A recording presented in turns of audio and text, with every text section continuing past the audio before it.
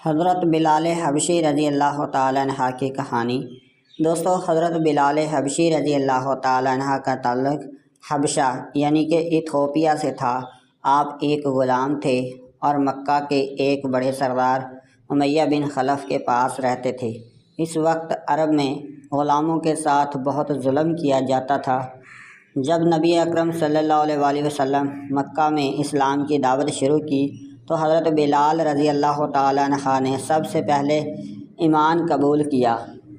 آپ کا دل توحید کی روشنی سے منور ہو گیا اور زبان پر ہمیشہ احد احد یعنی کہ اللہ ایک ہے کا ورد رہتا تھا۔ جب امیہ بن خلف کو پتہ چلا کہ بلال مسلمان ہو گئے ہیں تو اس نے ان پر بہت ظلم کیا۔ انہیں تپتی ہوئی ریت پر لٹا دیا جاتا، اوپر سے بڑا پتھر رکھا جاتا تاکہ وہ اسلام چھوڑ دیں، لیکن حضرت بلال رضی اللہ تعالیٰ عنہ ڈٹے رہے اور صرف یہی کہتے رہے، احد احد۔ آخرکار حضرت ابو بکر صدیق رضی اللہ تعالیٰ عنہ نے بلال کو بڑی رقم دے کر خرید لیا اور آزاد کر دیا۔ اس دن کے بعد بلال رضی اللہ تعالیٰ عنہ ایک آزاد مسلمان بن گئے۔ حضرت بلال رضی اللہ تعالیٰ عنہ کو اسلام میں پہلا مؤذن ہونے کا شرف حاصل ہے۔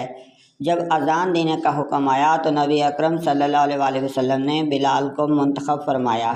ان کی اذان کی آواز نہایت میٹھی اور دل کو چھو لینے والی تھی۔ مدینہ میں مسجد نبوی کی چھت پر بھی وہی اذان دیتے تھے۔ نبی اکرم صلی اللہ علیہ وآلہ وسلم نے حضرت بلال رضی اللہ تعالیٰ عنہ کے بارے میں فرمایا، میں نے جنت میں تمہارے قدموں کی آہٹ سنی ہے۔ یہ ان کی نیکیوں اور قربانیوں کا انعام تھا۔ حضرت بلال رضی اللہ تعالیٰ عنہ نے بعد میں شام کے علاقے میں سکونت اختیار کی۔ وفات کے وقت ان کی زبان پر الفاظ تھے، کل ہم اپنے محبوب محمد صلی اللہ علیہ وآلہ وسلم اور ان کے ساتھیوں سے ملاقات کریں گے۔ دوستو، یہ تھی آج کی ہماری سٹوری حضرت بلال رضی اللہ تعالیٰ عنہ کے بارے میں۔